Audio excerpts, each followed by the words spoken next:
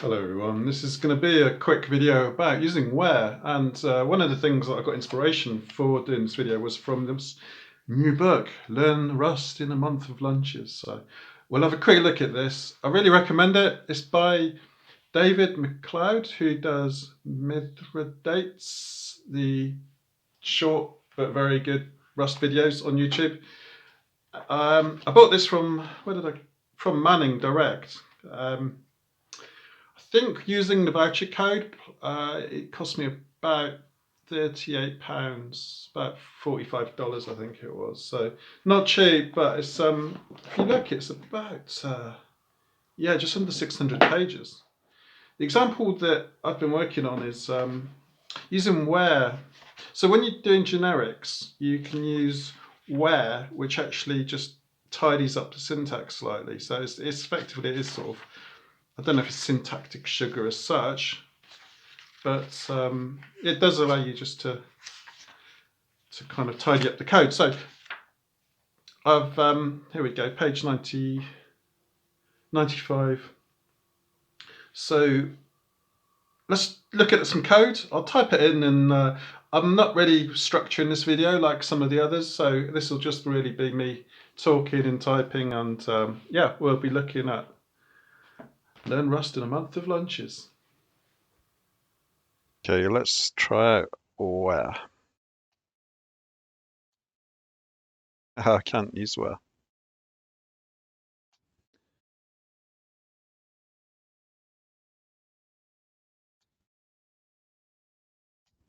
Okay, so let's write a function to start with, and then we'll consider the input. So we're going to be using where because we're trying to understand the purpose of where, and that's all to do with generics as we just saw in the book. So function, and we're going to call it compare. We do the angle brackets, then we have a function, then we have something returned. We're actually going to be passing in two values. This example is a contrived example which I got from the book, but then I've just modified it slightly because I wanted to understand what happened when you return a value as well. I think this is how it's going to work. And T will be able to use display. So use stood FMT display, right? And U will also implement partial EQ.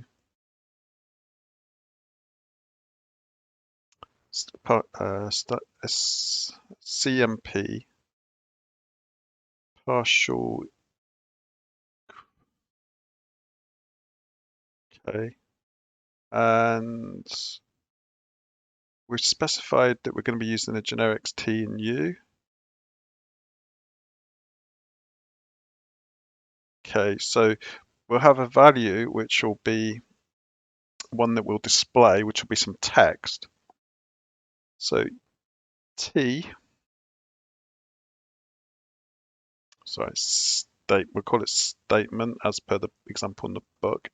Statement will be of type T, and the values will be of type U because they will implement partial EQ.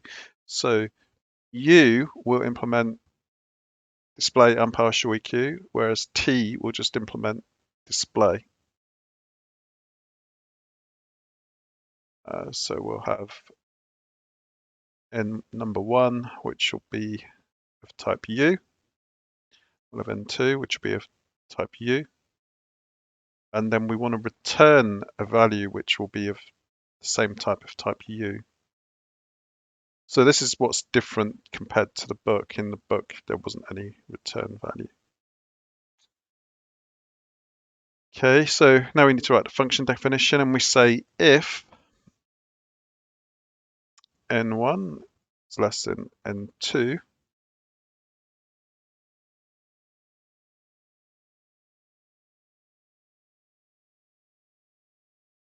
then we want to return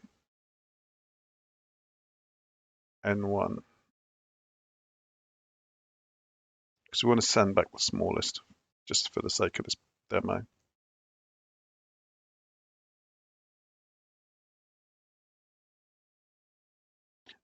We've got an error here. Let's see why that is. Binary operation. Okay, so stud comp partial ord. Consider restricting type parameter u.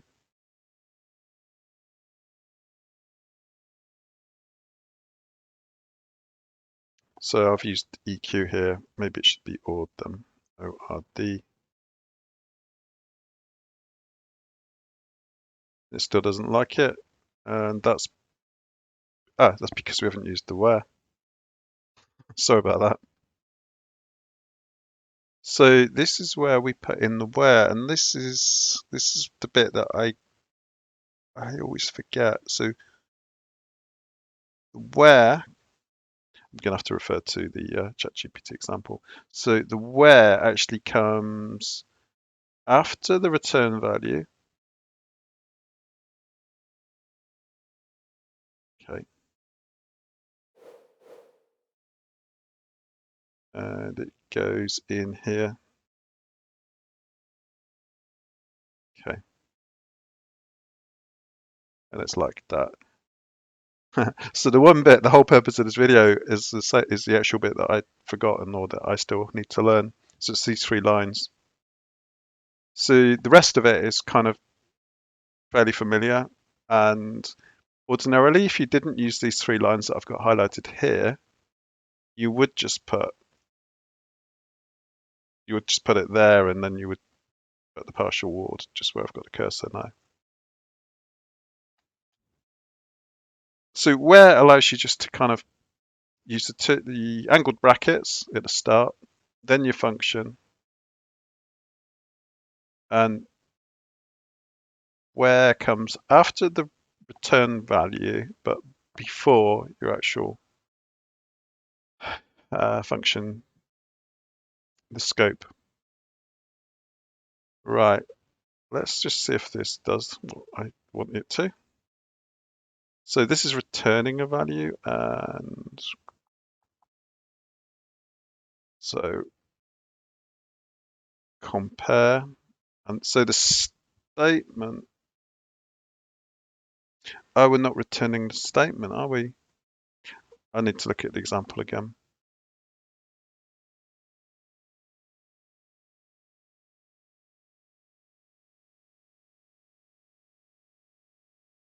Okay, so it's doing all the printing here.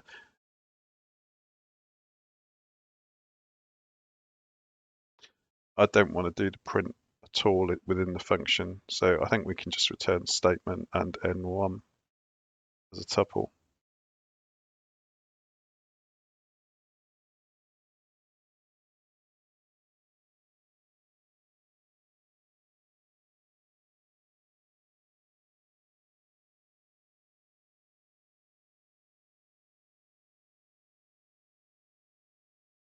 And it's not liking that because the return is expecting a tuple of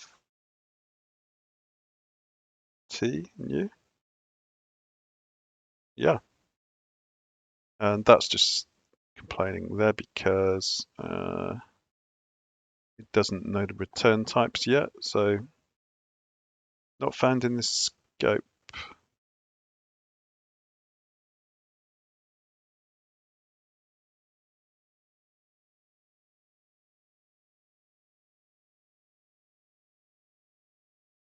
That actually needs to be something more. The smallest is could do 2end, let's do 2string. And so now it knows that there's a string at the start, and actually that we should be passing in actual values here, not not the function prototype. There we go. Okay, so now we can just print the value. Smallest number is 1. So if I'd passed in instead of 1 here, if we'd passed in 8, it should say the smallest value is 2. Yeah, good. Okay. Wow. So it looks a little bit more, I don't know, does it look more messy or does it look neater? I think it's new to me, so it's still the bit that I need to remember to do is this bit here. And sorry, not that bit. That bit there, the return values make sense. It's this bit, I just need to remember where to put this. I need to remember that it comes after the return values and before the actual scope of the function. Not entirely intuitive. It's almost the last, I just need to remember that where and then what they are comes, that's the very last thing after the return value, but before the scope. So if you've already done this, you're familiar with it, then sorry about that. But I just wanted to capture this while it was fresh in my mind and while I was on page 95 or whatever it is. So um, where actually, while we're at it, let's just take that. Let's just remove that and go back to what the other version or the other way of writing it would be. So display plus partial ward. Get that line, and run it, and we get the same thing. So it's just another way of writing it, really. When I first saw when I was the very first time I saw it used in Rust, I just thought that looks like something from SQL or database language, and I just was a bit wary of it. But yeah, it's just a different way of writing it. It just neatens it up a bit. If we were to run cargo clippy, I don't even know if it would. Oh, it's telling me about the returns. You don't need return on line 7 or line 9. It doesn't actually tell me about the